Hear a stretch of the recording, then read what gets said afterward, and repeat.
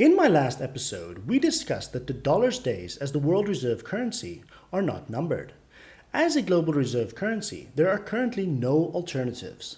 One of the main competing currencies to dethrone the dollar is the Chinese Yuan or renminbi, but because of capital controls, the currency does not flow freely. This is one of the major limiting factors the yuan faces in becoming a global reserve. In this episode, we will discuss why the Chinese government puts capital controls on their currency and also how they do so. This will give us a better understanding of why the Chinese yuan will never become the world reserve currency. Chapter 1. Why China implements capital controls. Firstly, China's economy was built on exporting cheap goods to the rest of the world. Today, their economy still heavily relies on exports. Therefore, it faces a unique challenge of currency appreciation. As the country's trade surplus grows, the demand for its currency increases, thus leading to higher prices. For instance, if a toy truck costs 10 yuan and the exchange rate is $1 equals 10 yuan, the toy truck will cost $1.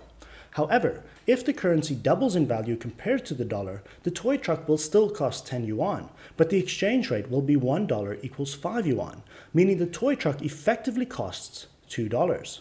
The toy factory cannot simply lower its prices due to fixed operating expenses that need to be paid in yuan, such as salaries. The owner of the factory may only be making 1 cent for each truck that is sold, but becomes rich by selling millions of trucks worldwide. To remain competitive globally, exporting nations such as China devalue and manipulate their currencies to be weaker than they should be, so that their exporting companies, which make up the majority of their economy, can remain in business and remain competitive globally. The Chinese government's currency control policies include a fixed exchange rate system, capital account controls, and foreign exchange reserves. Firstly, the fixed exchange rate system involves a setting of a fixed exchange rate for the yuan against major currencies, primarily the US dollar. This means that the value of the yuan does not fluctuate freely as other currencies in the market, reducing the risk of drastic or consistent currency fluctuations that could harm the country's economy. The risk of businesses becoming unprofitable due to currency appreciation is therefore eliminated. Secondly, China restricts its currency through capital controls to prevent large amounts of capital leaving the country, which is known as capital flight. These controls limit the amount of money that can be moved in and out of the country, including restrictions on foreign investments, limits on the amount of money that Chinese citizens can take in and out of the country, and restrictions on foreign currency purchases. These controls make it difficult for individuals and businesses to move large amounts of capital out of the country and help prevent capital flight and currency instability impacting the Chinese economy.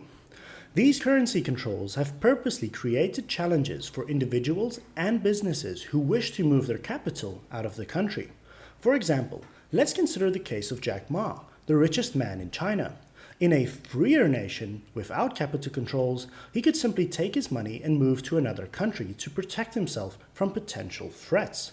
However, in China, where everyone answers to the CCP and no one is above the Communist Party, individuals like him could be identified as a potential threat to their power and therefore must be handled. This can make it difficult for people like Jack Ma to ensure their safety. The Chinese government's authoritarian regime and strict controls on information and freedom of movement further compound these challenges for individuals. China has capital controls restricting the amount of foreign investment per citizen to $50,000 per year. In 2016, the government announced this policy as an attempt to liberalize the financial sector and reduce restrictions on capital outflows. While $50,000 a year may seem like a lot, for someone like Jack Ma, who is a billionaire, it is essentially nothing, and definitely not enough to protect him from the CCP if he were to ever flee China. Therefore, he has to stay in China under the rule of the CCP. China knows that if it were to open up its currency, billions and billions of dollars would leave the country as people purchase foreign investments and seek safety in other countries. This could lead to a rapid depreciation of the currency if investors and businesses lose confidence in the economy, which could result in inflation and other economic problems. Additionally, it could make it difficult for the government to finance its debt and could lead to a brain drain, where the country loses its most productive and influential workers, leading to the economy contracting or outright collapsing. Despite the criticisms from other countries and its own citizens, China's currency controls have helped it maintain stability in the exchange rate, prevented capital flight, and also helped China prevent brain drain. Lastly, the Chinese government is wary of hot money, which is short-term speculative capital that can enter or leave an economy rapidly, usually seeking a profit. It is characterized by a lack of long-term commitment with a focus on quick profits. If hot money flows into an economy too quickly, it can create an asset price bubble that can eventually burst, leading to a sharp decline in asset prices, causing financial instability or a financial crisis. By controlling the flow of capital, the government can prevent such crises from occurring. The use of hot money can have both advantages and disadvantages. The advantages of hot money is that it can provide a source of liquidity for financial markets, which can help facilitate investment and economic growth. In addition, hot money can also help promote financial innovation and provide a source of funding for entrepreneurial activities. Hot money brings down the cost to transact in a currency by facilitating liquidity and providing demand for that currency. The primary disadvantage of hot money is that it can be difficult to regulate and control.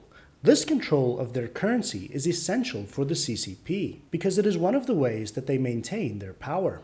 Hot money can be highly speculative, which can make it difficult for policymakers to manage. It is often unpredictable and difficult to anticipate, which makes it challenging for governments and policymakers to take timely and effective action to prevent financial instability. This is especially true for smaller economies, but with China's economy being as large as it is today, this is no longer the case, and the risks that hot money poses to China's economy would be mostly mitigated due to the sheer size of how big their economy has grown. But China is still wary of hot money because they are still in the mindset of a small country. These are the three primary reasons why China has fixed controls on its currency and does not allow its currency to flow freely.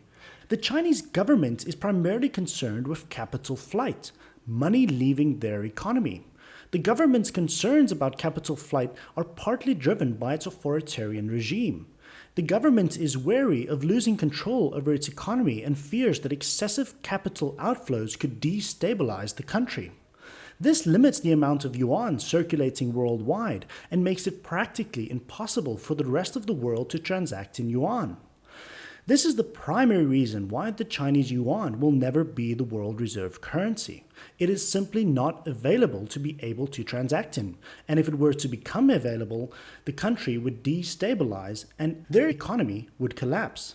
Now let us look deeper at this problem so that you can understand how China regulates and controls its currency, so that we can see what the future may hold for the rest of the world, and even the US dollar.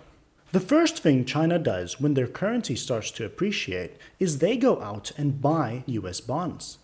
They have to exchange their Chinese currency for US dollars to be able to buy US bonds. This in turn weakens their currency and strengthens the US dollar, so it mitigates the effect of the currency appreciation. The Chinese government can choose how it wants to purchase its US bonds. They can either collect taxes from their citizens and then purchase US bonds, or they can print the yuan directly and then buy the US bonds. In most cases, they would choose to print the currency and buy the bonds directly, further decreasing the value of the yuan compared to the dollar. This is not only true for China, but Japan and most developing nations or exporting nations worldwide. Later on, if the US dollar starts to strengthen against the Chinese yuan, the Chinese can simply sell the bonds that they purchased earlier for Chinese yuan. This in turn strengthens the yuan and maintains the peg that the Chinese put in place. The Chinese government is not worried about maintaining the currency peg, but rather worried about the US dollar strengthening so much that the Chinese government and other Chinese businesses are unable to pay off their US dollar-denominated debt. The second way China implements capital controls is by controlling its currency. In China, cash is literally trash, because even if you wanted to buy things with cash, you are unable to do so. Everything must be bought with a card or a phone. Cryptocurrencies and Bitcoin are illegal and banned from the internet. You can get around it with a VPN, but risk going to jail in a third world country for a very long time. Everything is strictly digital and very well monitored. If you are a millionaire who wants to flee China, good luck, because it is not going to be easy. If you think this problem is limited to China, think again. These capital controls may be coming to your country sooner than you think. Trust is the primary reason China will never become the global reserve currency. People are reluctant to invest in countries with authoritarian or communistic governments.